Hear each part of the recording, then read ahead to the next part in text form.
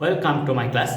I am Abdus Salam, Assistant Teacher, Rajshahi Collegiate School, Rajshahi, Bangladesh. My dear viewers, I am going to make a class video especially for the students of class 6 to 12, and that is on voice change, which is very important. But the previous video that was related to assertive sentence, but today I am going to discuss the interrogative sentence and others. Look at it please.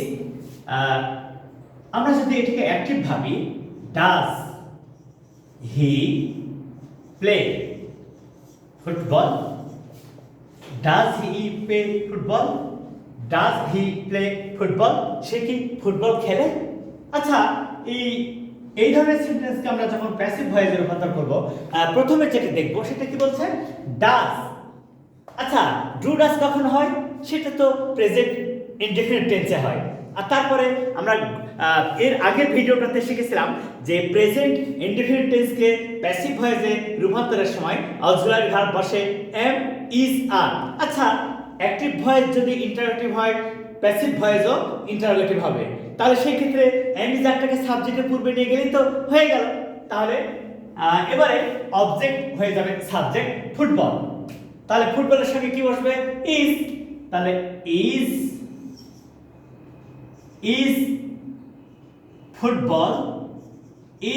Football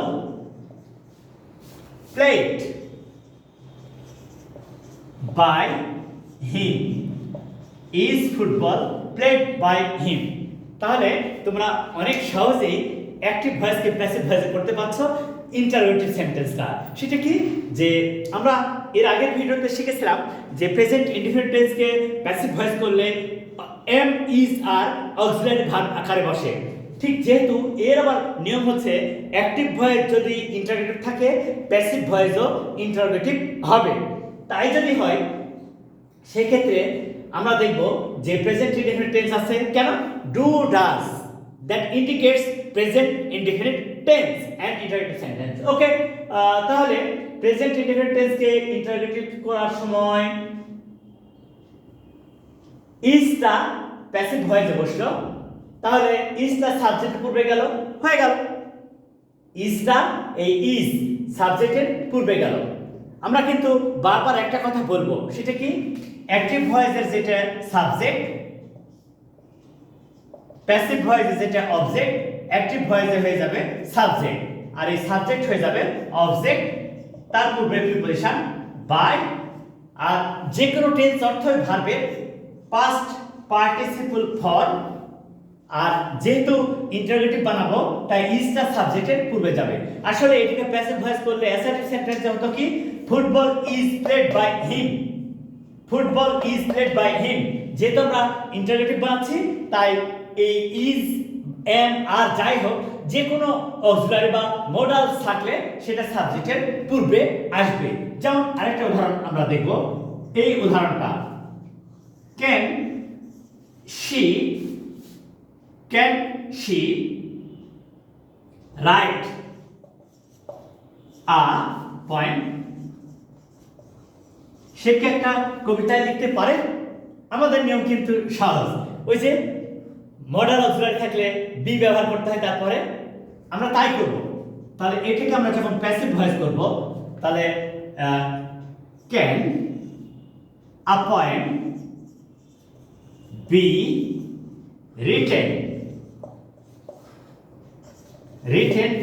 by her? Can a poem be written by her? তাহলে এই যে can be, তাহলে আমরা কিন্তু একটা মজার কথা এখানে শিখবো। যদি অ্যাক্টিভ ভয়েসে একটা সেন্টেন্সে অনেকগুলো অক্সিলারি ভার্ব থাকে, এটাকে ইন্টারোগেটিভে রূপান্তরের সময় প্রথম অক্সিলারিটা সাবজেক্টের পূর্বে বসে, প্রথম অক্সিলারিটা সাবজেক্টের পূর্বে বসে এবং পরের অক্সিলারিটা সাবজেক্টের পরেই কিন্তু বসে, সেটা সাবজেক্টের পরেই বসবে। তাহলে সেই ক্ষেত্রে আর কোনো সমস্যা হওয়ার কথা নয়। আর এই ক্ষেত্রে নিয়ম যে can, could, may, might, shall, should, will, would, be going to, must, need, dare, এরা কিন্তু মোডাল অক্সিলারি। সেই মোডাল অক্সিলারি যেহেতু তাই ইন্টারোগেটিভে রূপান্তরের সময় সেটা সাবজেক্টের পূর্বেই বসলো আর বি ভার্বটা সাবজেক্টের পরে বসলো। আশা করি এখানে তোমাদের আর কোনো সমস্যা নেই। আমরা এর পরবর্তী ধাপে যাচ্ছি, দেখা যাক সেখানে আমরা কি আলোচনা করতে পারি। বাস্তব কথা হলো যে চমৎকার এবং সহজে সবকিছু শিখে তোমরা নিজেরাই এর চেয়ে অনেক কঠিন বিষয় উপস্থাপন করতে পারবে। আসলে শিখতে হবে সঠিক এবং সহজ উপায়ে। সেটা হলো কি দেখো তো, আমরা যদি অ্যাক্টিভ এটা কি করি, বলছে did he draw a map, did he draw a map, সে কি একটা ম্যাপ এঁকেছিল, মানচিত্র এঁকেছিল, সে কি একটা মানচিত্র এঁকেছিল। আচ্ছা, এই ডিড ডু এর পাস্ট ফর্ম ডিড, তাহলে তুমি কিন্তু সহজে বুঝতে পারলা এইটা পাস্ট ইনডেফিনিট টেন্স। যখনই তুমি কোনো সেন্টেন্সে দেখবা যে ডিড প্লাস ভার্বের বেস ফর্ম আছে, সেক্ষেত্রে তুমি কিন্তু শিওর হয়ে যাও যেটা সিম্পল পাস্ট টেন্স আছে, সিম্পল পাস্ট টেন্স আছে। আর এই সিম্পল পাস্ট টেন্সকে প্যাসিভ ভয়েসে রূপান্তরের সময় কি ব্যবহার করতে হয়, ওয়াজ বা ওয়ার অক্সিলারি ভার্ব বসে। যেহেতু ইন্টারোগেটিভ বানাবা, ওয়াজারটাকে সাবজেক্টের পূর্বে নিয়ে গেলে হয়ে গেল। তাহলে আবার আমরা অনেক সহজেই এটা করতে পারছি। তাহলে কি, was a map, was a map drawn by him, was a map drawn by him। তাহলে কিন্তু একদম চমৎকার হবে, সহজে আমরা এই বিষয়টা উপস্থাপন করতে পারছি। কারণ প্যাসিভ ভয়েসটা খুব মজার ইন্টারেস্টিং বিষয়, যা একটু বুঝতে পারলে সহজেই হাজার হাজার সেন্টেন্স প্যাসিভ ভয়েস করা যায়। আবার প্যাসিভকে অ্যাক্টিভও করা যায় একই উপায়, একই উপায়। যেমন দেখো, রাইস এটা প্যাসিভ ভয়েসই আছে, rice is eaten in Asia, rice is eaten in Asia. আচ্ছা, এই সেন্টেন্সটা প্যাসিভ ভয়েস আছে, rice is eaten in Asia, এশিয়াতে ভাত খাওয়া হয়। আচ্ছা, এটাকে আমরা যখন অ্যাক্টিভ ভয়েসে রূপান্তর করব, মনে করো তো যে এই ভাত কারা খায়, দ্য পিপল অফ এশিয়া অথবা the Asian, the people of Asia অথবা দ্য এশিয়ান, এশিয়ান এটা সাবজেক্ট হলো, কি করে খায়, ইট, কি খায়, রাইস। এই যে এভাবে আসল ব্যাপারটা হচ্ছে কি, তোমরা যদি মনে করো যে একটা রাস্তা দিয়ে কোনো একটা ডেস্টিনেশনে গেলা, ঠিক ওই রাস্তা দিয়ে আবার ব্যাক করলে তো তুমি আগের সেই যেখান থেকে স্টার্ট করেছিলা সেখানে আসতে পারবা। এই প্যাসিভ থেকে অ্যাক্টিভ করার ব্যাপারটাও ঠিক একই। তুমি যখনই দেখলা যেখানে অ্যামিজার আছে, তখনই তুমি বুঝে নিলা এটা প্রেজেন্ট টেন্স আছে। আর প্রেজেন্ট টেন্সের নিয়ম কি, সাবজেক্ট যদি প্লুরাল হয় তাহলে ভার্বের বেস ফর্ম বসে, হয়ে গেল। আর এই যে সাবজেক্ট হয়ে গেল অবজেক্ট। আশা করি এখানে প্রত্যেকটা ওয়ার্ডস এবং প্রত্যেকটা রুলস তোমাদের খুব মজা লাগবে এবং সহজেই তোমরা এই বিষয়গুলো আয়ত্ত করতে পারবে।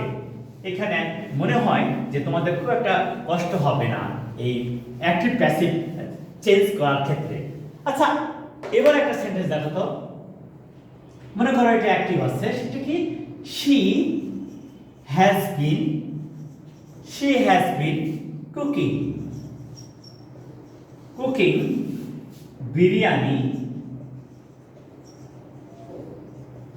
for an hour। এইটা একটা সেন্টেন্স। আচ্ছা, এই সেন্টেন্সটাকে যদি আমরা ইন্টারোগেটিভ করি, সেটাও অ্যাক্টিভ থাকবে। দেখো তো, ইন্টারোগেটিভ করছি আমরা, has she been cooking biryani for an hour। আচ্ছা, এই সেন্টেন্সে দেখো দুইটা অক্সিলারি ভার্ব আছে, তখন ইন্টারোগেটিভ করার সময় একটা অক্সিলারি ভার্ব সাবজেক্টের পূর্বে অন্যটা সাবজেক্টের পরে বসে গেল। এটাকে যখন আমরা প্যাসিভ ভয়েস করব, আমাদের নিয়ম কিন্তু এই একটা কি, যে যে কোনো কন্টিনিউয়াস টেন্সকে প্যাসিভ ভয়েস করলে অক্সিলারি ভার্বের পর একটা বিন বসে, বিন, বিইআইএনজি, বিন। তাহলে এটাকে আমরা যখন প্যাসিভ ভয়েসে রূপান্তর করব, তাহলে কি হবে? Has biryani, has biryani been cooked for an hour by her? এই যে হয়ে গেল, এইটা হয়ে গেল। তাহলে আমরা কি শিখলাম? একাধিক অক্সিলারি ভার্ব থাকলে সেই ক্ষেত্রে প্রথম অক্সিলারি সাবজেক্টের পূর্বে আর অন্য অক্সিলারি গুলো সাবজেক্ট পরে। যেমন এখানে দেখো একটা, দুইটা, তিনটা অক্সিলারি ভার্ব। তাহলে তোমরা বুঝতে পারলা যে একাধিক অক্সিলারি ভার্ব থাকলে ইন্টারোগেটিভ রূপান্তরের সময় প্রথম অক্সিলারি সাবজেক্টের পূর্বে আর পরেরগুলো সাবজেক্টের পরে থাকে। আর যে কোনো কন্টিনিউয়াস টেন্সকে প্যাসিভ ভয়েস করলে সাহায্যকারী ভার্বের পর একটা বিং বসে, বিং। আশা করি এখানে তোমাদের আর কোনো সমস্যা নেই। আমরা এই ইন্টারোগেটিভ সেন্টেন্সের একটু সামান্য ভিন্ন একটা উদাহরণ দিয়ে দেখি। তো আমরা জানি যে এগুলি এতক্ষণ যে কথাগুলো বলা হলো সেটা সিম্পল ইন্টারোগেটিভ সেন্টেন্স বা ইয়েস নো কোশ্চেন। এবারে ডাব্লিউএস কোশ্চেন বা ইনফরমেটিভ কোশ্চেন নিয়ে কথা বলি। দু একটা, just wait please. Active, who helped you, who helped you. আচ্ছা, এইটাকে আমরা যদি প্যাসিভ ভয়েস করি, এই হুটা হচ্ছে ডাব্লিউএস ওয়ার্ড। তোমরা তো জানো যে who, which, what, where, why, how, whom, whose, when, এগুলি হচ্ছে ডাব্লিউএস ওয়ার্ড। এই ডাব্লিউএস ওয়ার্ড দ্বারা যদি অ্যাক্টিভ ভয়েস শুরু হয়, ডাব্লিউএস ওয়ার্ডটা সেন্টেন্সের শুরুতেই বসে প্যাসিভ ভয়েসে রূপান্তরের সময়, তাহলে কি হবে? আচ্ছা, হু সাবজেক্ট এবং ডাব্লিউএস ওয়ার্ড, তাহলে এর অবজেক্ট ফর্ম হচ্ছে হোম। যেহেতু ডাব্লিউএস ওয়ার্ড শুরুতে বসবে, তাহলে তার পূর্বে একটা বাই বসবে, তাহলে বাই হোম। বাই হোমটা সেন্টেন্সের শুরুতেই, বাই হোম, বাই হোম। আচ্ছা, ইউ অবজেক্ট ছিল, সাবজেক্ট হয়ে যাবে, তাহলে ইউ এর পরে হু হেল্প ইউ। এখানে বাংলাটা এরকম হবে, কারা তোমাকে সাহায্য করে। কে না, কেন বলতো? এই যে হু এর পরে হেল্প, বেস ফর্ম আছে, এস নাই কিন্তু, এস নাই কিন্তু, হু এর পরে হেল্প এর বেস ফর্ম আছে।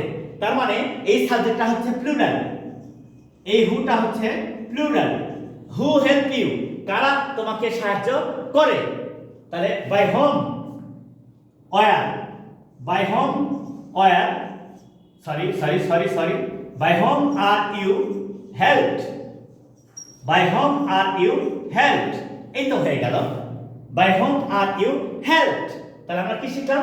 যে অ্যাক্টিভ ভয়েস যদি ডাব্লিউএস কোশ্চেন থাকে, প্যাসিভ ভয়েসে কিন্তু ডাব্লিউএস কোশ্চেনই হবে। আর যেহেতু হু একাধারে সাবজেক্ট এবং ডাব্লিউএস ওয়ার্ড, তাই হুটা শেষে না বসে শুরুতে বসলো। আর এটা যেহেতু প্রেজেন্ট ইনডিফিনিট টেন্স, তাহলে এমই যার বসলো। এখানে ইউ সেকেন্ড পারসন, তাই তার পূর্বে আর বসলো। আরেকটা সেন্টেন্স দেখি তো কিভাবে সেটা হচ্ছে, when did you buy your car? When did you buy your car? তুমি কখন তোমার কার কিনেছিলা? তো এটাকে আমরা যদি প্যাসিভ ভয়েসে রূপান্তর করি, when ডাব্লিউএস ওয়ার্ড এবং এটা অ্যাডভার্ব, তাহলে when শুরুতেই বসলো, when। আচ্ছা, অবজেক্ট কি? your car, তাহলে your car এটা তো একটা বস্তু, যানবাহন, তাহলে was, when was your car, when was your car। যেহেতু ডিড পাস্ট টেন্স, তাই পাস্ট টেন্স এটা হলো was। আর ভার্বের past person form bought by you। এইভাবে আমরা ডাব্লিউএস কোশ্চেনকে প্যাসিভ ভয়েস করতে পারবো অত্যন্ত সহজে। So my dear viewers, please follow this video from the beginning to the end and learn interrogative sentence and passive voice nicely. Please share my channel to your friends and tell them to subscribe and like it. Assalamu alaikum.